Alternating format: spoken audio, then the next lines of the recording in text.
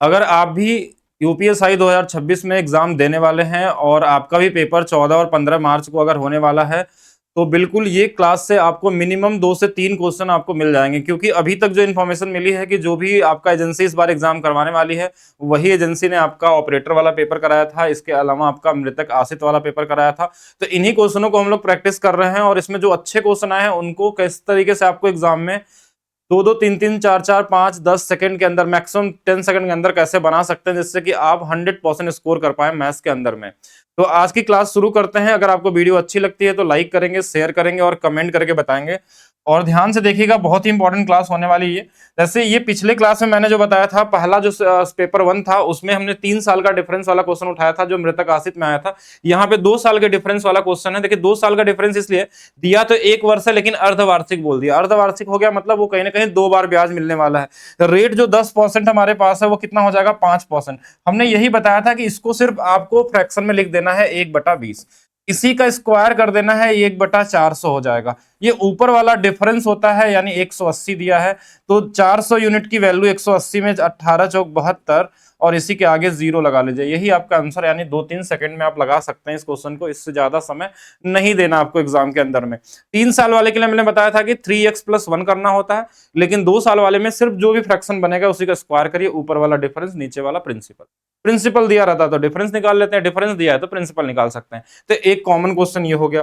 फिर हम बात करते हैं दूसरे क्वेश्चन की तरफ कि प्रत्येक 3 वर्ष के अंतराल में जन्मे 5 बच्चों के आयु का योग हमारे पास 100 दिया हुआ है, तो सबसे छोटे बच्चे का उम्र क्या होने वाला है। ये बहुत सिंपल सा क्वेश्चन है। इसको मैक्सिमम स्टूडेंट क्या करते हैं, x+3, x+6 इस तरीके से मान के लगाने में टाइम वेस्ट कर देते हैं। आपको एग्जाम में ऐसे क्वेश्चनों को 10 सेकंड के अंदर लगाना होगा। तो किस तरीके से लगाएंगे, अगर हमको 5 लोगों का योग दिया है, 5 लोगों को क्या दिया है, योग दिया है बच्चों का, तो एक चीज समझिएगा ध्यान से कि ये जो वैल्यू हमारे पास है ना, इसका औसत जो निकालेंगे, यानी 5 से भाग दे देंगे तो औसत 20 होगा। यानी कि इसके आगे 2 बच्चे और इसके पीछे 2 बच्चे, और जो बीच वाला बच्चा होगा उसका उम्र 20 साल होने वाला है। अब अगर 3-3 साल का डिफरेंस है तो 3 साल इसमें घटा लेंगे, ये हमारे पास 17 आ जाएगा। 3 साल इसमें घटा लेंगे, 14 आ जाएगा। ये सबसे छोटे वाले का उम्र हो जाएगा। बड़े का पूछता तो यहां से 3 जोड़ देते, फिर 3 जोड़ देते और ये वाला आ जाता। कभी कभी बोलता कि छोटे और बड़े का योग बताइए, छोटे और बड़े का गुणनफल बताइए, सेकंड नंबर पे कौन सा आएगा छोटे की तरफ से, या कुछ भी पूछ ले तो आपका आंसर यही होने वाला है। यानी ये भी मेंटली लगाने वाला क्वेश्चन है। 3-3 का डिफरेंस है तो आप सीधा इसमें 6 घटा के भी निकाल सकते थे, किसी भी तरीके से कर सकते हैं। तो ये इजी क्वेश्चन है, एग्जाम में टाइम वेस्ट नहीं करना है कि इसको एक्स मान के लगाने में आप टाइम पूरा का पूरा बर्बाद कर दें। जैसे ये क्वेश्चन देखेंगे कि एक वस्तु 2400 रुपए में खरीदी गई और इसकी कीमत 15% अधिक अंकित की गई, और इसके बाद इसे अंकित मूल्य पे 8% की छूट दी गई। तो छूट दी गई राशि ज्ञात करनी है। यानी ऐसे केस में देखिए मैक्सिमम लोग क्या करेंगे कि 2400 रुपए है और हमारे पास क्या होगा कि पहले ये 15% बढ़ाया गया, यानी इसका 115% बढ़ जाएगा। फिर इसी का 8% आपको निकालना है, 8% निकालना है। लेकिन आप एक चीज सोचिए यहाँ पे कि इस क्वेश्चन को अगर आपको एग्जाम में लगाना है तो ये सॉल्व तो करके लगा सकते हैं, पॉइंट में आंसर आने वाला है, कैलकुलेशन में टाइम वेस्ट होगा। आपको एक कॉमन स्टूडेंट जैसे नहीं सोचना है। अगर आप मेरे से पढ़ रहे हैं यानी आपको डायरेक्ट लगाना सीखना पड़ेगा। जैसे इस 24 के अंदर में 8 दिख रहा है, यानी जो भी नंबर होगा 8 से कटने वाला होगा। इसके अंदर में 3 दिख रहा है, यानी जो भी नंबर आएगा वो 3 से कटने वाला होगा। बोलेंगे क्यों 3 से, क्योंकि अगर ये परसेंटेज में नीचे 100 आएगा ना तो इसको 3 को नहीं काट सकता, 8 को नहीं काट सकता, क्योंकि 8 यहां भी है, 2 बार नहीं काट सकता। इस केस में आपको क्या देखना है कि 3 से कटने वाला नंबर अगर देखें तो हमारे पास 8, 2, 10, 2, 12, 3 से कट जाएगा, 5, 4, 9 कट जाएगा, 3 कट जाएगा, ये 2 नहीं कटने वाला है, ये 3 कट जाएगा, ये 5, 2, 7 नहीं कटने वाला है, यहाँ 6 कट जाएगा, 5, 2, 7, 7, 14 ये नहीं कटने वाला। पहला वाला आंसर आपका क्या होगा, राइट होगा। बाकी इसका डिजिटल सम भी निकाल सकते हैं, कई तरीके से और भी कर सकते हैं। यूनिट डिजिट के बारे में सोच सकते हैं। 8 से कटने वाला नंबर लास्ट का 2 डिजिट देख लेंगे, इस सम है तो ये 8 से कट रहा है, ये विषम है तो 4 घटा के देखेंगे नहीं कटेगा। डिविजिबिलिटी रूल आपको पढ़ाया गया, उस तरीके से भी कर सकते हैं। फिर हम बात करते हैं नेक्स्ट क्वेश्चन की तरफ। कभी भी अगर आपके एग्जाम में नंबर सिस्टम में डिजिट वाले क्वेश्चन पूछे जाएं, डिजिट वाले यानी कि कभी भी डिजिट में आगे वाले डिजिट को गुणा कर दिया, कुछ घटा दिया, जोड़ दिया, इसको पलट दिया, कुछ भी ऐसा दे दे, तो ऐसे केस में कभी भी इसको एक्स वाई नहीं मानना, हमेशा ऑप्शन से लगाना है। पहला कंडीशन क्या दिया, यदि हम एक धनात्मक 2 अंकी संख्या में दहाई के स्थान के अंक का वर्ग करते हैं और उसी संख्या के अंकों के गुणनफल में जोड़ दें तो हमें 52 प्राप्त होता। तो तुरंत पहले कंडीशन को चेक करेंगे कि दहाई की संख्या का वर्ग 4 का स्क्वायर 16, और फिर इन्हीं दोनों को गुणा, 9 चौके 36 को जोड़ दें तो हमको दिख गया 52 आ गया, मतलब ये आंसर सही होगा। रीचेक करने के लिए आपको सभी को देखना पड़ेगा। 2 का स्क्वायर 4, 8 दूना 16, ये नहीं होने वाला है। 1 का स्क्वायर 1 और 8 जोड़ देंगे, नहीं होने वाला। 3 का स्क्वायर 9 और 9 गुणे 3 27 जोड़ देंगे, ये नहीं होने वाला। मतलब पहला ऑप्शन हो गया। अगर मान लीजिए दो ऑप्शन मैच कर जाता तो इसके आगे वाली भी लाइन पढ़ के उसको हम सेटिस्फाई करते हैं कि कौन से वाले ऑप्शन में ये चीज फॉलो कर रही है। तो आप इस तरीके से लगाना है आपको एग्जाम में। ऐसा नहीं कि पूरा इसको मान ले दहाई आएगा 10x प्लस वाई वाला, या फिर उसको फिर चेंज करें, गुणा करें। इक्वेशन नहीं क्रिएट करना है जब आपके पास आंसर दिया ही है, क्योंकि आप एग्जाम देने गए हैं वहां पे। अब देखिए एक क्वेश्चन ये भी आपके एग्जाम में आता है, ये एलसीएम का क्वेश्चन होता है, लेकिन ऐसे क्वेश्चनों में भी बेसिक तरीका आपको आना चाहिए लगाने। लेकिन आप हमेशा 99.9% टाइम क्वेश्चन क्या होगा कि ऑप्शन से बन जाते हैं। इस तरीके से 4 अंकों की सबसे बड़ी संख्या ज्ञात कीजिए जो इन सबसे विभाजित करने पे ये शेषफल देता है। सबसे पहले नंबर देखिए कि 10 से अगर विभाजित करेंगे तो हमारा 4 शेषफल आएगा। तो 4 अगर सब में घटा दिया जाए, 4 सब में घटा दिया जाए तो हमारे पास वो 10 से कटने वाला नंबर होना चाहिए। तो देखिए 4 जब घटाएंगे तो यहाँ लास्ट में 0 आएगा तो ये कट जाएगा। 4 घटाएंगे तो लास्ट में 2 आएगा, और 2 आएगा तो 10 से कटने वाला नंबर हो ही नहीं सकता। इसमें देखिए 6 आ जाएगा लास्ट में, ये भी नहीं कटेगा, और यहाँ पे 0 आएगा, ये कट जाएगा। यानी हमारे पास 2 ऑप्शन बच गए कि दोनों में से अब कौन सा सही होने वाला है। तो अब आपको आगे क्या करना है कि कोई और नंबर ले लेंगे, जैसे 15 अगर करेंगे तो हमारे पास 9 शेषफल आएगा। यानी अब इसी नंबर में, अब इन्हीं दोनों में बस चेक करना है, यही 2 चेक करने, क्योंकि बाकी 2 तो गलत है। तो अगर इसमें मैं 9 घटा दूं और यहाँ 9 घटा दूं तो हमारे पास जो नंबर आने वाला है यहाँ 9655 होगा, यहाँ पे 9225 हो जाएगा। अब ये दोनों में कौन सा नंबर होगा जो 15 से कट जाए? 15 का मतलब हमारे पास 3 से भी कट सकता है और 5 से भी कट सकता है। तो 5 से तो दोनों कट रहे हैं, 3 से कौन कटेगा? देखिए 9 कट जाएगा, 5 5 10 16, ये 3 से कटेगा, नहीं कटेगा। यहाँ पे हमने देखा कि हमारे पास 5 4 9 और ये वाला 9, ये 3 से कटने वाला, मतलब ये वाला हमारा क्या हो जाएगा? राइट आंसर हो जाएगा। तो आप इस तरीके से चेक कर सकते हैं। मान लीजिए कहीं और मिलता तो हम आगे भी जा सकते हैं, 21 वाले में 7 का देख सकते हैं, किसी भी तरीके से लगा सकते हैं। चलिए नेक्स्ट क्वेश्चन करते हैं हम लोग। एक क्वेश्चन देखिएगा, ये भी ऑपरेटर वाले एग्जाम में आपका पूछा गया था कि इसकी जो वैल्यू दी है ना वो 2025 दिया है, और यहाँ पे 0.1 का 11 क्यूब है, यहाँ पे 0.22 का क्यूब है। तो इन सब में एक कॉमन नंबर है। जैसे इस वाले को अगर मैं 0.11 क्यूब को बाहर निकाल दूं तो ये अंदर में जो बचेगा ये वही बचेगा, 1 का क्यूब, 2 का क्यूब, और इस तरीके से ये हमारे पास चला जाएगा 9 का क्यूब तक। अब इसकी वैल्यू क्वेश्चन में ऑलरेडी 2025 दिया हुआ है, और हमको सिर्फ इसी में 11 का गुणा करना है, 11 के क्यूब का गुणा करना है। पॉइंट तो बाद में लग सकता है, ठीक है, पॉइंट तो बाद में लगा सकते हैं बड़े कॉमन तरीके से। लेकिन आप एक चीज समझिएगा यहाँ पे कि 11 से जो मल्टीप्लाई करने का तरीका होता है ना, 11 से मल्टीप्लाई करने का तरीका वो बड़ा यूनिक तरीका होता है। जैसे अगर मान लीजिए कहीं पे 23 दिया हुआ है और इसमें 11 से गुणा करना है, तो दोनों तरफ 0 लगाते हैं, इनको जोड़ देते हैं, ये वाला 3, ये वाला 5 और ये वाला फिर से 2, 253 हो जाएगा। कहीं मान लीजिए 1 2 3 दिया है, अगर हमको 11 से गुणा करना तो ये वाला 3, फिर 5, फिर 3 और फिर ये 1, ये गुणा करने पे आता है। सेम यही तरीका हमको, जैसे यहाँ 0 हमने लगाया तो हमने बोला कि ये 5 आएगा, ये वाला 7 आएगा, ये वाला 2 आ जाएगा, ये वाला 2 आ जाएगा और ये वाला 2 आ जाएगा। हमारे पास ये वैल्यू मिल गई। फिर हमने एक बार 11 से और गुणा किया, क्योंकि 3 बार करना है। तो हमने यहाँ देखा 5 आ गया, 7 5 12 आ गया, 7 2 9 10 आ गया, 2 2 4 1 5 आ गया, 2 2 4 आ गया, और यहाँ पे 2 आ गया। एक बार और करना है 11 से गुणा। अगर मैं इससे करना चाहूँ, अप्रोक्स भी कर सकते थे, लेकिन अप्रोक्स के अलावा मैं ऐसे करता हूँ। देखिए ये वाला 5 आ गया, ये वाला 7 आ गया, ये वाला 2 आ गया, ये वाला 5 आ गया, ये वाला 9 आ गया, ये वाला 6 आ गया और ये वाला 2 आ गया। मतलब हमको ये तो पता चल गया कि ये दोनों आंसर तो नहीं है। अब हमारे पास ये 2 ऑप्शन बचे हैं, कौन सा वाला होगा? ये भी अप्रोक्स आंसर यहाँ पे निकलेगा। अब ध्यान समझिएगा, अप्रोक्स का मतलब, अब ये हमारे पास अगर ये पॉइंट जो है 2 अंकों पे है तो ये 6 अंकों पे लगना चाहिए। तो 1 2 3 4 5 6, यानी यहाँ पे लगने वाला है। एग्जैक्ट वैल्यू हमने आपको बता दिया क्या आंसर में आने वाला है। तो सबसे नजदीकी जो आंसर हमारे पास कौन सा वाला है? सी वाला है, और ये वाला भी क्या हो जाएगा? यहाँ पे गलत हो जाएगा। बाकी आप अप्रॉक्स भी करते हैं ना, तो यहाँ पे अगर ये पूरा कैलकुलेशन नहीं भी करना चाहते हैं तो इसका हमारे पास कितना हो जाएगा? लगभग 0.00131। इसमें हमको गुणा करना है 2025 से। अप्रॉक्स देखेंगे कितना आ रहा है, तो लगभग 2 से थोड़ा सा ज्यादा आएगा, और 2 से थोड़ा ज्यादा एक ही ऑप्शन था। अप्रोक्सीमेशन तब लगा सकते हैं जब आपके पास अप्रोक्सीमेशन लगाने के पहले से प्रैक्टिस हो, नहीं तो आप गलत भी कर सकते हैं एग्जाम में। चलिए आगे चलते हैं नेक्स्ट क्वेश्चन की तरफ। नेक्स्ट क्वेश्चन करने से पहले मैं बता दूं, मेरा एप्लीकेशन है maths by DP sir official app, और इस पे हम एक यूपीएसआई का ट्रिक वाला बैच हमने पढ़ा रहे थे, और लगभग हमने 1 से 1.5 महीने के अंदर में इसके हर एक चैप्टर के जो जो आपके प्रीवियस ईयर क्वेश्चन है 17 वाले, 21 वाले, 24 वाले, सभी क्वेश्चनों को करा दिया गया वहां पे। और उन सभी क्वेश्चनों को कराने का जो तरीका है वो आपको बताया गया, कैसे एग्जाम में उनको लगाना है, इजीएस्ट तरीका क्या हो सकता है, वो सारा का सारा कुछ इसमें अंदर में डिस्कस हो चुका है। एक चैप्टर बचा हुआ है, एक क्लास, वो आपको करा दिया जाएगा इसके अंदर में, और सभी के सभी कवर किए गए हैं। अगर आपको पहले से बेसिक तरीका आता है तो ही ये बैच आपके लिए है। अगर आप पहले से कुछ नहीं जानते तो ये बैच में आपको समझ में नहीं आने वाली है चीजें। और ये इसकी प्राइस है मात्र 21 रुपए। जैसे एक चैप्टर जो इसकी बची हुई है, इस क्लास होने के बाद इस बैच के एडमिशन क्लोज कर दिए जाएंगे। अगर आपके पास 15 दिन भी बचे हैं और अगर चाहते हैं कि इस बैच से पूरी तरीके से पढ़ना, तो आप अपनी स्पीड को 10 गुना तेज कर सकते हैं। अगर आपको बेसिक आता होगा तो ये कंडीशन ध्यान रखिएगा। अगर आप कुछ नहीं जानते हैं तो इस बैच को लेना बेकार होगा आपके लिए। चलते हैं नेक्स्ट क्वेश्चन के लिए। नेक्स्ट क्वेश्चन देखिएगा, एक आदमी के पास दो जमा या डिपॉजिट है, तो एक 15,000 रुपए पे 12% प्रति दर के, तो दूसरे में 18,000 रुपए में 15% की दर से साधारण ब्याज की दर से देता है। कुल राशि पे कितना प्रतिशत वार्षिक ब्याज मिला? कॉमन तरीके से नहीं सोचना। देखिए इनका अनुपात बना ले, 0 से 0 कट गए, 3 से ये 5 बार में, 3 से ये 6 बार में, सब मिला के 11 रुपए उसने दिए थे। इस वाले में मिले थे 12% और इस वाले में मिले थे 15%। ऐसे केस में आपको ये वाली वैल्यू पूछी गई है। अब चाहे तो इनको गुणा करके भी कर सकते थे, और नहीं तो आप जेएसएम का यूज करिए कि जैसे छोटा वाला, ये सब क्लास में बताया गया, छोटा वाला नंबर जो होगा इससे तो बड़ा आंसर आएगा। इससे कितना ज्यादा है तो बोलेंगे इससे 3 ज्यादा है। कितने लोग इसमें हैं तो 6 लोग हैं, यानी ये 18 इसमें जुड़ेगा और यही भाग हो जाएगा टोटल 11 में।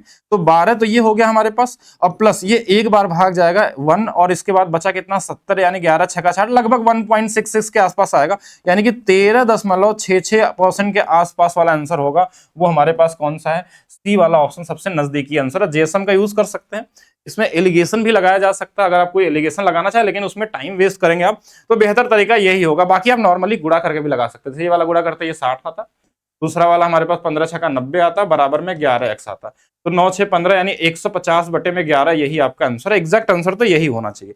बाकी भाग देके लगभग आप निकाल सकते हैं कितना आने वाला है।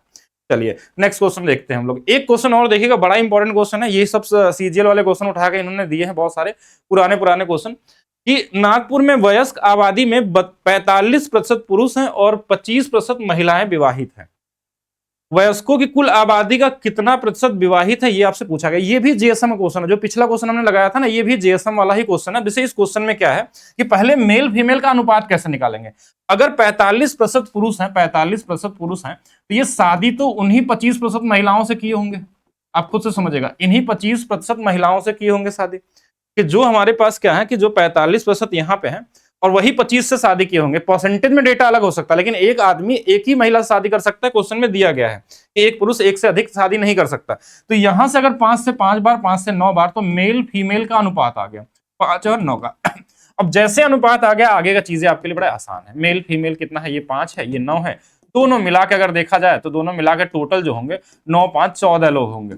कितने लोग टोटल शादी के, यही पूछा गया। जो पुरुष थे उसमें से 45% थे, जो महिला थी उसमें से 25% थी। टोटल का आपसे पूछा गया कितना होने वाला है। तो हम जेएसएम में क्या बोलते हैं, जो छोटा नंबर होता है उसी को हम ले लेते हैं। इससे ज्यादा कितना है तो बोलेंगे 20 ज्यादा है। कितने लोग हैं इसमें, 5 लोग हैं। इसको किससे भाग देना है, इस टोटल से 14 से।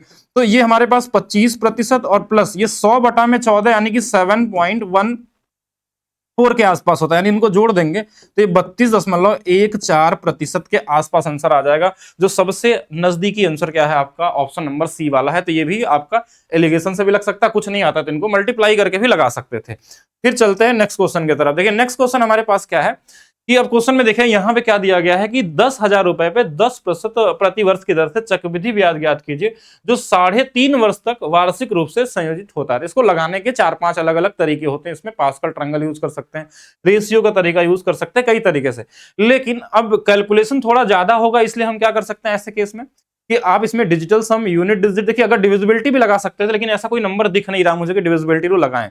तो हम क्या करेंगे, जो हमारे पास ये 10,000 रुपए था, ऐसे देखिएगा सीआई, ये बढ़ेगा कितना 10% की दर से। तो कितना हो जाएगा, 10 से बढ़ेगा तो कितना हो जाएगा 11 हो जाएगा, यानी 110 हो जाएगा। ये कितने बार होगा, 3 बार होगा। अब ऐसे बोलेंगे 3 बार ही क्यों किया आपने, यहाँ तो 3.5 साल दिया था, लेकिन जो चौथा साल है ना उसमें आधा साल ही बढ़ने वाला है। तो 10 नहीं बढ़ेगा, वहां कितना बढ़ेगा, 105 ही बढ़ेगा। ये बढ़ गया हमारे पास 10,000 का पहले 3 बार ये, और चौथे साल में ये 5% बढ़ा। अब इसी में अगर हम प्रिंसिपल घटा दें, प्रिंसिपल यानी जो हमारे पास था ये अमाउंट, अभी प्रिंसिपल घट गया तो क्या आएगा हमारे पास, सीआई आ जाएगा। तो इनका लगाना है डिजिटल सम। देखिए 2 का क्यूब कितना 8, 5 एक कितना 6 और इसमें घटाना कितना एक 8 छंग 48, 48 का मतलब हमारे पास 48 का मतलब यहाँ पे हो जाएगा 8 4 12। देखिए 8 4 12, 12 का मतलब 3, 3 में से एक चला जाएगा, यानी कि डिजिटल सम हमारे पास 2 आया है। ऑप्शन में 2 डिजिटल सम वाला आपको ढूंढना है। देखिए यहाँ पे 4 है, यहाँ पे 5 3 8 2 10 है, 1 है यहाँ पे अगर देखा जाए, देखिए इसको देख लेते हैं, 7 5 12 3 15 6 आ गया, तो अगर 3 नहीं आया तो चौथा ही होगा और कोई पॉसिबल नहीं। देखिए 9 हट जाता है इसमें, 5 5 10 और 10 17 और 3 20, 20 का मतलब हमारे पास क्या आएगा 2 आएगा, तो ऑप्शन नंबर बी आपका क्या होगा यहाँ पे राइट आंसर होगा। अब यहाँ पे पूरा कैलकुलेशन करने की जरूरत नहीं है, आप कॉमन तरीके से सीआई के मैक्सिमम क्वेश्चनों में डिजिटल सम, यूनिट डिजिट, डिविजिबिलिटी रूल लगा के आसानी से निकाल सकते हैं। एक क्वेश्चन और देखिएगा, आपका पूछा होगा प्रत्येक संतरे की कीमत 7 रुपए है और प्रत्येक सेब की कीमत 5 रुपए है। इन फलों पर एक आदमी ने कुल 38 रुपए खर्च करता है, उसके द्वारा खरीदे गए संतरों की संख्या। अब संतरों की संख्या जो हमारे पास निकालनी है, तो ये क्वेश्चन बनेगा और हिट एंड ट्रायल लगाना है। तो क्यों हम ऑप्शन में तो हमारे पास संतरों की संख्या दिया गया, संतरे की कीमत 7 रुपए है, तो अगर 5 संतरे खरीदता तो कितना खरीदता, तो बोलेंगे ये 5 खरीदता तो 35 रुपए का खरीदता। ये अगर हमारे पास 2 खरीदता तो ये 14 रुपए का खरीदता, अगर 4 खरीदता तो ये 28 रुपए का खरीदता, अगर ये हमारे पास 3 खरीदता तो 21 रुपए का खरीदता। अब देखिए हमारे पास यहाँ कितना रुपए बचे, तो बोलेंगे 3, यहाँ कितना बचे हैं, तो 14 बचे हैं, तो यहाँ 24 बचा होगा 38 पूरा करने के लिए। देखिए 38 रुपए ही टोटल है ना, यहाँ पे कितना हो जाएगा, तो आप बोलेंगे यहाँ पे हमारे पास 10 रुपए बचे हैं, यहाँ पे हमारे पास 9 और 8 17 बचे हैं। अब ये जो 3 है, ये 24 है, ये जो बचे हैं इसमें क्या खरीदेगा वो, उसमें खरीदने वाली संख्या क्या है, आम होना चाहिए। अब देखिए आम का जो मूल्य है ना, सेब की जो मूल्य है वो हमारे पास कितना है 5 रुपए, तो 5 से ना तो ये कटता ना तो ये, तो यही वाला आंसर हो जाएगा। कौन सा वाला, 4 संतरे लिया होगा। तो ये भी कॉमन तरीके से लगा सकते हैं, बेसिक इक्वेशन भी बनाएंगे तो वही सेम ही चीज बन के आएगा। नेक्स्ट क्वेश्चन देखते हैं। यदि हमारे पास क्वेश्चन में बोला कि एक धनराशि 2 वर्ष के लिए 20% वार्षिक चक्रवृद्धि ब्याज पर उधार दी गई है, यदि ब्याज अर्धवार्षिक रूप से संयोजित किया जाता है तो ब्याज के रूप में 723 रुपए अधिक मिलते हैं। वेरी वेरी इंपॉर्टेंट क्वेश्चन, और ये क्वेश्चन इतने बार पूछा जा चुका है, बैंक के एग्जाम हो, एसएससी एग्जाम हो, रेलवे के एग्जाम हो, हर जगह ये क्वेश्चन दिखाई दिया है। तो इसको आप ध्यान रखिएगा, इंपॉर्टेंट क्वेश्चन में काउंट करेंगे इसको। और इस क्वेश्चन में करने से पहले आपको कुछ चीजें आपको पहले से पता होना चाहिए, जैसे कि सक्सेसिव में इतना स्पीड आपके पास होना चाहिए ना कि आंसर दिखना चाहिए। मुझे तो दिख रहा है कि ये 3 गुना है तो ये वाला आंसर होगा। अब बोलेंगे ये आपको कैसे दिख रहा है, तो आपको भी दिखने लगेगा जब आप प्रैक्टिस करेंगे। कैसे, 20% का जो 2 साल का सक्सेसिव होता है, ये आपको दिखना चाहिए कि 44% होता है। ये कितना होता है 44। जिनको नहीं दिखता है वो ऐसे करेंगे कि 20 + 20, 20 × 20 बटे में 100, तो ये हमारे पास 44 आया था। ठीक है, ये हमारे पास आ गया 2 साल का चक्रवृद्धि ब्याज।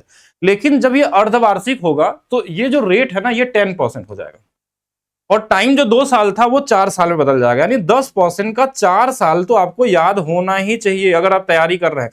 नहीं याद है तो क्या करेंगे, 10 10 का निकालेंगे, 21 10 10 का निकालेंगे, 21 21 21 का निकालेंगे, 46.41। लेकिन हम करें इतना प्रोसेस करना ही नहीं है, ये आपको दिखना चाहिए कि अर्धवार्षिक रहेगा तो इतना होने वाला 4641। ये चीज अगर आपको नहीं पता, देखिए आपको क्या क्या पता होना चाहिए अगर आप तैयारी कर रहे हैं सही में, तो 10% वाला रेट 2 साल का, अगर 2 साल के लिए होगा तो हमारे पास 21%, 3 साल के लिए होता है तो 33, ये बार बार यूज होते हैं। 4 साल के लिए होता है तो 4641। आपको लगा के सीखना है, प्रैक्टिस करके सीखना, लेकिन ये चीज आपको पता होना चाहिए। 20% वाले में भी आपको पता होना चाहिए कि 2 साल का 44% होता है, 3 साल का 72.8% होता है। कभी क्योंकि इसका यूज मेंसुरेशन में भी होगा, और ये प्रैक्टिस करने से आता जब आप ज्यादा क्वेश्चन लगाते हैं तो ये 2 चीज अगर आपको पहले से पता रहती तो हम क्या करते हैं कि इसी का अंतर तो दिया है कितना 2.414, ये चीज आपको डायरेक्ट दिखनी चाहिए। 2.41% की जो वैल्यू है वो 723 है, ये इसका 3 गुना है और साथ में 300 हो जाएगा, 2 जीरो है तो 100% भी 300 गुना पे हो जाएगा और यही आंसर हो जाएगा। कॉमन क्वेश्चन है, ये चीज आपको पहले से पता है अगर, तो ये क्वेश्चन 3-4 सेकंड का। नहीं पता है तो आप लगा भी सकते हैं, ऐसा नहीं है। 20-20 का सक्सेस निकालेंगे 44, फिर 10 का पहले 21 आएगा, फिर 21 आएगा, 21-21 का ये आएगा, तो हमने देखा कि इससे कितना ज्यादा है, तो 2.41% का अंतर है। अब इसमें क्या क्वेश्चन आ सकता है कि यहाँ ये 723 दिया है, तो कभी कभी ये क्या देता है 2.41% की जगह पे कभी कभी इसी का डबल दे देता है, कितना 482। ये कई बार पूछा गया है, तो आंसर क्या आएगा 20,000 आएगा। कभी कभी इसका 4 गुना देता है तो आंसर क्या आएगा 40,000 आएगा, 5 गुना देगा तो 50,000 आएगा, 3 गुना देगा 30,000 आएगा। कभी कभी सेम यही वैल्यू देता है 2 से 41, तो आंसर क्या आएगा 10,000 आएगा। तो आगे से जब दिखे ना कि 3 गुना है कि 2 गुना है कि 4 गुना है, उसके हिसाब से आंसर कर लेना। आपको थोड़ी प्रैक्टिस करेंगे तो दिखाई देगा आपको। ठीक है, चलिए नेक्स्ट क्वेश्चन देखते हैं। एक क्वेश्चन ये भी ध्यान रखेगा, ये एसएससी 2022 में पूछा हुआ क्वेश्चन था, सेम डेटा नहीं था, वैसा ही क्वेश्चन 24 में यहाँ पे दिया गया। ये पुराना क्वेश्चन, इससे पहले भी कई बार आ चुका है 17-17 में देखेंगे तो। कि कच्चे माल की कीमत 15% बढ़ गई, यानी कि अगर मान लीजिए कीमत हमारे पास 3/20 होता है, यानी कि अगर 20 रहा होगा तो ये अब बढ़ के 23 हो गया, ध्यान समझिएगा। फिर क्या बोला कि कच्चे माल का लागत में 25% से बढ़ जाता है, यानी ये जो लागत था ये पहले 25% था, अब बढ़कर वो 30% हो गया। यानी कि इस वाले में अगर हम 25% बढ़ा दे तो इसका 5/4 का गुणा कर लेंगे, और इसका 30% बढ़ा देंगे तो इसमें 13/10 का गुणा कर लेंगे। यही आ गया हमारे पास अनुपात।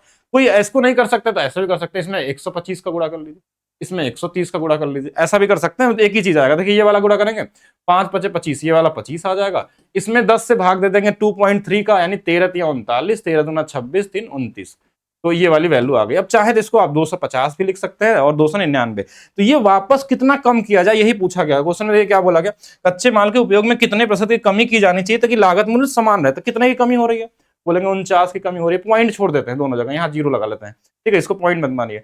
299। अब देखिए इसको काटना कैसे है, अभी क्वेश्चन में खुद बोला कि इसमें अनुमानित बताइए, तो आप भी एग्जैक्ट भाग देने जाएंगे तो टाइम वेस्ट कर देंगे एग्जाम में।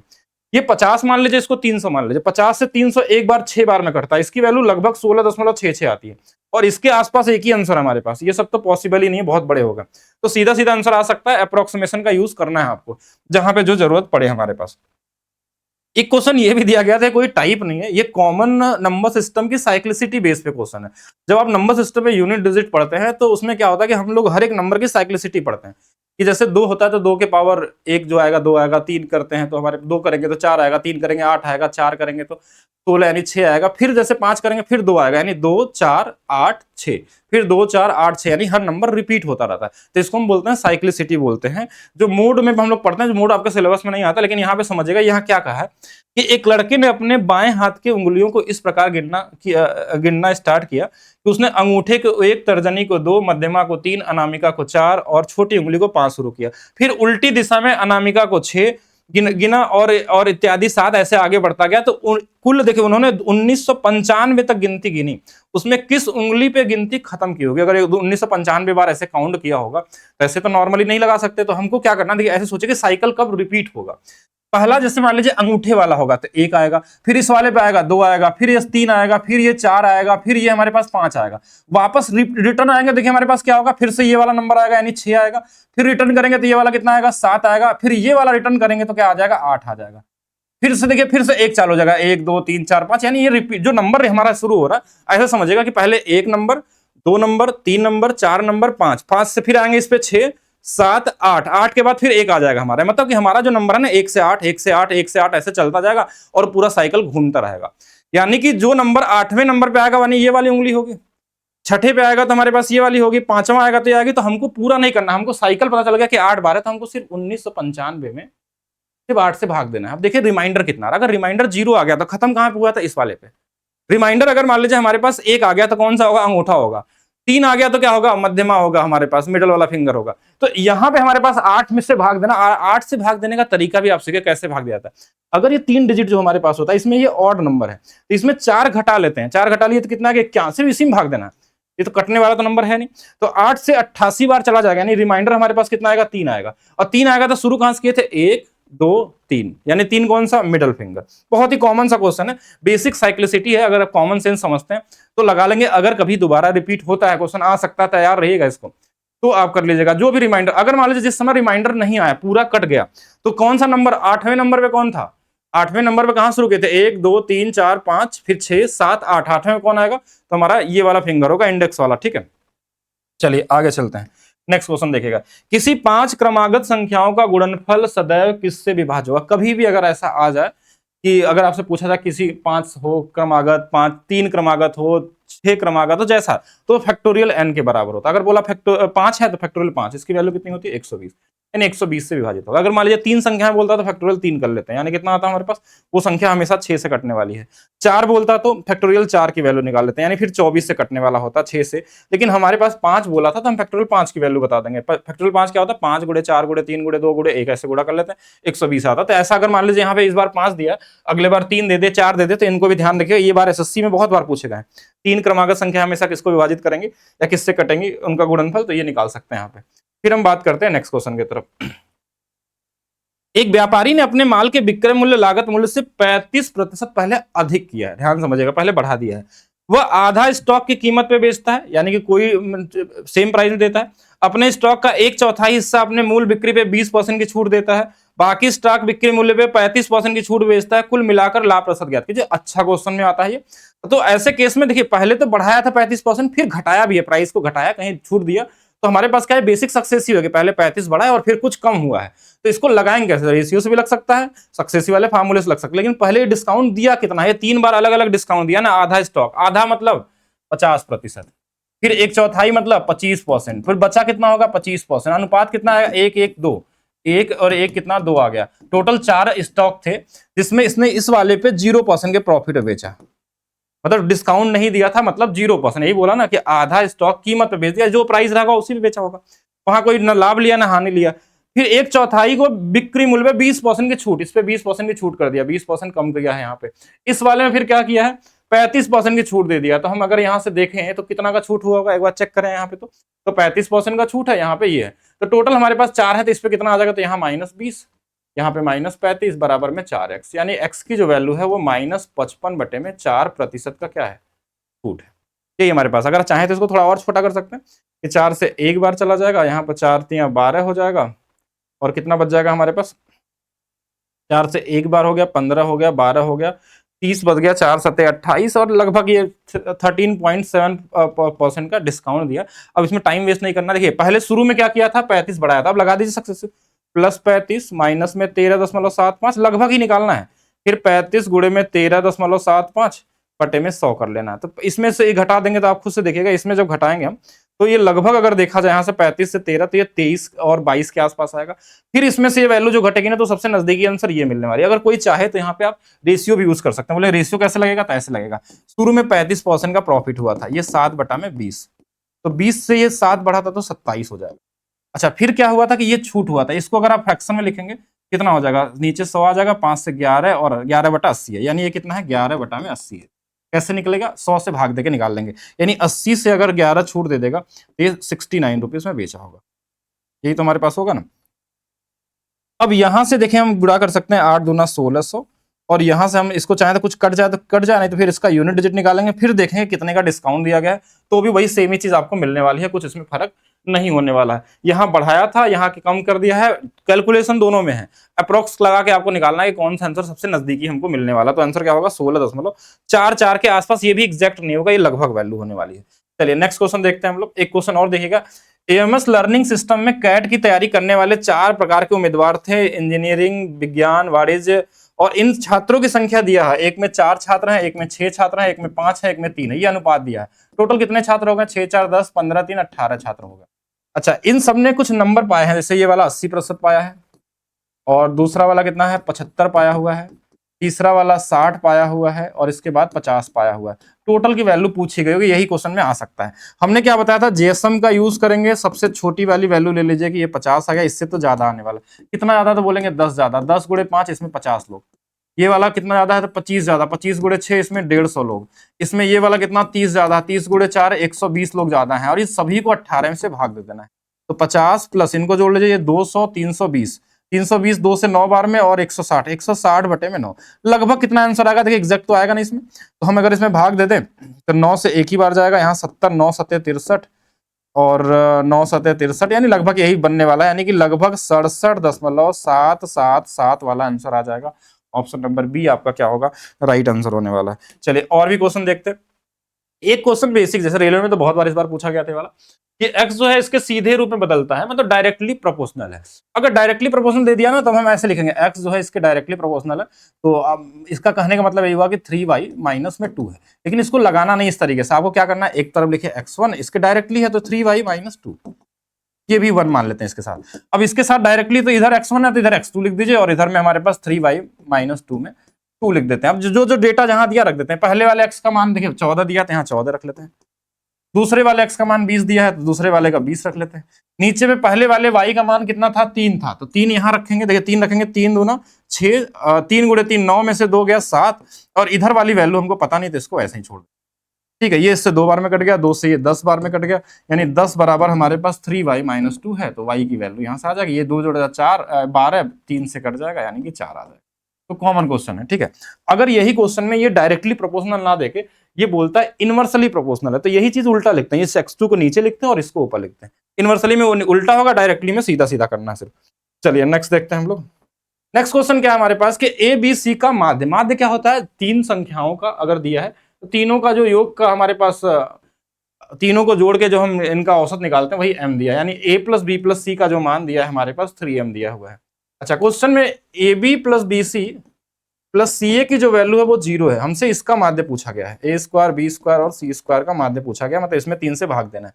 लेकिन आप खुद से सोचिएगा, ये अलजेब्रा का एक बेसिक फार्मूला होता है कि A plus B plus C, देखिए अलजेब्रा भी पूछा गया है indirectly, A square plus B square plus C square plus 2ab plus B C plus C A. अब ये 0 है तो इसका कोई मतलब है नहीं, इसकी वैल्यू हमको दिया था कितना 3m, यहां रख देंगे तो कितना हो जाएगा 9m स्क्वायर हो जाएगा, तो इसकी वैल्यू हमारे पास आ गई 9m स्क्वायर।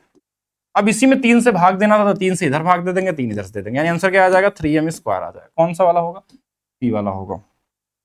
तो थोड़ा अलजेब्रा में भी ध्यान देना है आपको।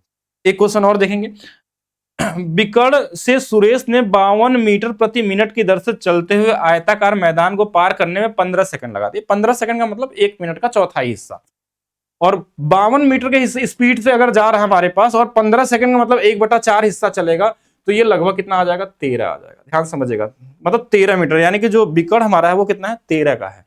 ठीक है, अब 13 का हमारे पास दिया ना, 13 ही होगा ना, हाँ इसके हिसाब देख सकते हैं। बाकी क्वेश्चन में क्या बोला था हमारे पास कि 68 मीटर प्रति मिनट की दर से उतना ही समय में हमारे पास किनारे से पार करता था, अगर इसमें भी 1/4 कर लेंगे तो ये 17 आ जाएगा, यानी कि जो हमारा किनारे वाला है वो 17 है। और हमको क्या पूछा गया क्वेश्चन में, मैदान का क्षेत्रफल निकाल लीजिए। तो आपको यहाँ इक्वेशन बना के सॉल्व नहीं करना है कि एक जगह आप लिखिए रूट में l square plus B square की वैल्यू यहाँ पे हमारे पास की, देखिए ऐसे कर सकते हैं अगर चाहें तो, कि हमारे पास देखिए ये बिकड़ कितना होता है l square plus B square बराबर में 13 का स्क्वायर कर लेंगे, तो देखिए ये 169 आ जाएगा। तो आपको नंबर को ब्रेक करना है, किसमें 169 आ सकता है। जैसे हम पहले वाले में हम ब्रेक करेंगे तो क्या चेक कर सकते हैं, 12 और 5 कर सकते हैं, और भी नंबर कर सकते हैं, 15 और 4 भी कर सकते हैं, लेकिन 15 का जब स्क्वायर करेंगे ना तो 225 हो जाएगा, तो पॉसिबल ही नहीं, हमको स्क्वायर करके जोड़ने में 169 से ज्यादा नहीं चाहिए। तो 12 का स्क्वायर कितना 144 और 5 का स्क्वायर कितना 25, तो हमने देखा कि यही फॉलो हो गया, तो यही आंसर हो जाएगा। तो आप लगा सकते हैं, हिट एंड ट्रायल चेक कर सकते हैं किस वाले में क्या आने वाला, बाकी इक्वेशन को भी कर सकते हैं। टेलीफोन के डायल में सभी नंबरों का गुणनफल, तो जब 1 से लेके हम 0 तक का मल्टीप्लाई करते हैं तो सब में क्या आ जाएगा 0 आ जाएगा, तो ये तो कॉमन क्वेश्चन था, इसमें कुछ नहीं करना था। एक आदमी एक वस्तु के सूची मूल्य से 9/10वें हिस्से पे खरीदता है, 9/10 मतलब 90% पे खरीदता है, यानी 90% पे खरीदता है, 8% के लाभ पे बेच देता है, यानी 108 बेच देता है। 18 की वृद्धि है 90 पे, 1/5, 1/5 कितना होता है 20%। तो ये तो इजी था। और कोई क्वेश्चन है, लीला और उसकी माँ के वर्तमान आयु का अनुपात, लीला और उसके माँ के वर्तमान आयु का अनुपात, ये लीला है ये इसकी माँ है, और जन्म के समय माँ की आयु 25 वर्ष थी। देखिए जन्म के समय अगर 25 वर्ष है तो अभी वो 3 की है, 3 इसमें घटा लेंगे तो बचेगा कितना 5, ये 5 की वैल्यू क्वेश्चन में 25 दिया है, 5 गुना पे तो 8 का भी 5 गुना 40, ये भी कॉमन क्वेश्चन में आ गया। और कोई कॉमन क्वेश्चन है, वह कम से कम कौन से वर्ष है, कितने वर्ष होंगे जिसमें 20% चक्रवृद्धि ब्याज पे जमा की गई धनराशि दोगुनी से अधिक हो जाएगी। देखिए दोगुना होने के लिए जो रूल होता है ना, R इंटू टी बराबर 72 वाला, 3 गुना के लिए जैसे हमारे पास 144 वाला रूल आता है और 4 गुना के लिए 114 वाला रूल आता है, उसी तरीके से R इंटू टी की वैल्यू 72, रेट कितना बोला था 20%। तो इसके हिसाब से जो टाइम हमारे पास होना चाहिए, टाइम जो हमारे पास होना चाहिए, देखिए इसको काट देंगे तो 3.6, यानी सिर्फ 2 गुना होने के लिए 3.6 चाहिए हमको समय, और 2 गुना से ज्यादा बोला गया क्वेश्चन में, क्या बोला 2 गुना से अधिक राशि। देखिए इतना तो हमको चाहिए 2 गुना होने के लिए, तो ये तो वैसे ही गलत हो गया, ये गलत हो गया। अब इससे अधिक चाहिए तो ये वाला हमारा आंसर हो जाएगा, इसको तो छोड़ देंगे क्योंकि 5 गुना में ज्यादा नंबर आ जाएगा, रेट बदल जाएगा पूरा, तो ये आंसर हो जाएगा, लगभग अप्रॉक्स लगा सकते हैं। जब हम इसको 321 से विभाजित करते हैं तो भागफल 198 आता है, फिर इसी को हम 198 से भाग करेंगे तो फिर वापस 321 आ जाएगा, तो ये तो कोई क्वेश्चन है नहीं। अच्छा पॉइंट लगाया क्या इसमें, तो यहाँ 4 अंकों पे यहाँ 4 अंकों, दोनों जगह सेम पॉइंट है तो अंतर में कोई आंसर नहीं आया, मतलब फर्क नहीं पड़ेगा, वही सेम ही रहेगा, पॉइंट लगाने की जरूरत है नहीं।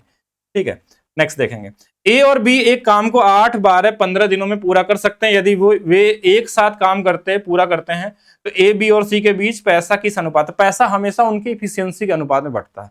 इफिशियंसी निकाल लीजिए, इफिशियंसी क्या होगा 1/8, 1/12, 1/15। अब एलसीएम लेके भी करेंगे तो वही आएगा, 120 से गुणा कर लीजिए तो कितना आ जाएगा, ये 15, 10 और 8, कौन सा वाला होगा ये तो इजी क्वेश्चन है।